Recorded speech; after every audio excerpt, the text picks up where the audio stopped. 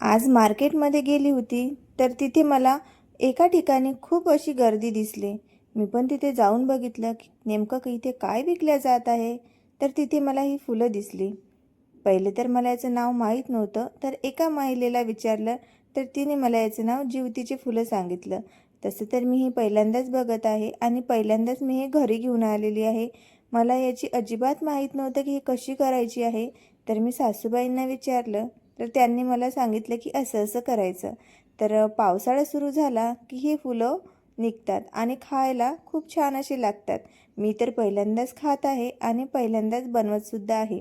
तर ही कशी बनवायची आहे, तर याला आपल्याला जे छोटे छोटे वरून दांडे असतात ते काढून घ्यायचे आहे.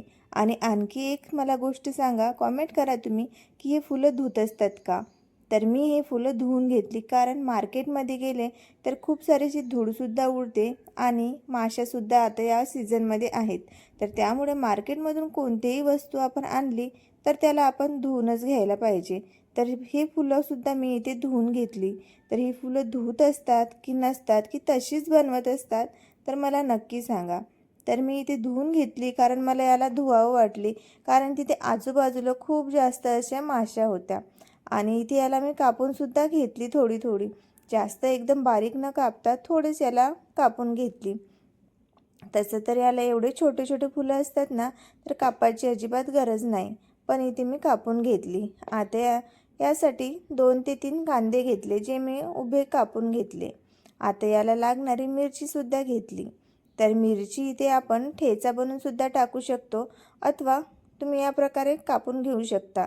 तर मी इथे थोडी मोठीच आकाराची कापून घेतली, जेणेकरून मिरची भाजीमध्ये दिसेल. तर इथे 8 ते 10 मिरच्या छान अशा कापून घेतल्या. कढई इकडे तापत ठेवायला ठेवली आणि छान कढई तापली तर इथे 2 ते 3 चम्मच छान तेल घालून घेतलं.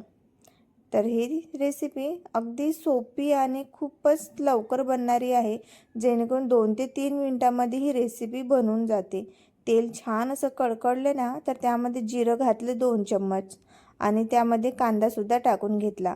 कांदा छान असा गोल्डन कलर येईपर्यंत भाजून घेतला. नंतर त्यामध्ये लसूण पाकळ्या 2 ते 3 आणि हिरवी मिरची 8 ते 10 ते कापून छान यामध्ये टाकून घेतली. याला पण आपण छान असं परतून घ्यायचं.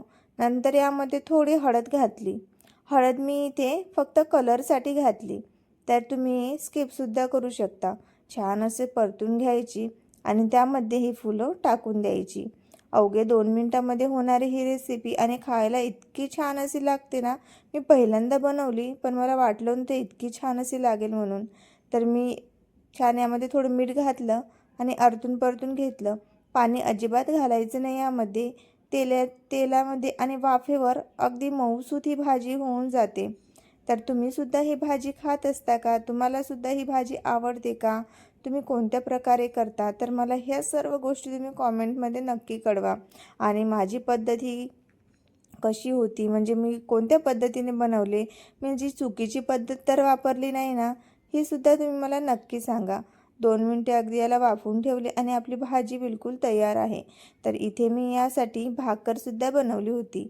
तर इथे मी नाचणीची भाकर बनवली आणि याला खूप छान अशी एन्जॉय केलं. इतकी छान अशी झाली होती ना, की मी तुम्हाला शब्दात सांगू शकत नाही.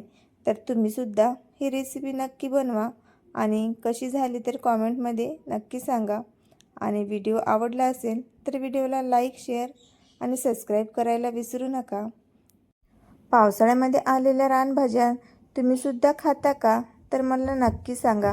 पावसाळ्यामधल्या भाज्या शरीरासाठी काही अशा असतात ज्या खूप गुणकारीसुद्धा असतात. तर तुम्हीसुद्धा नक्की ट्राय करा आणि व्हिडिओला लाईक, शेअर आणि सबस्क्राईब करायला विसरू नका.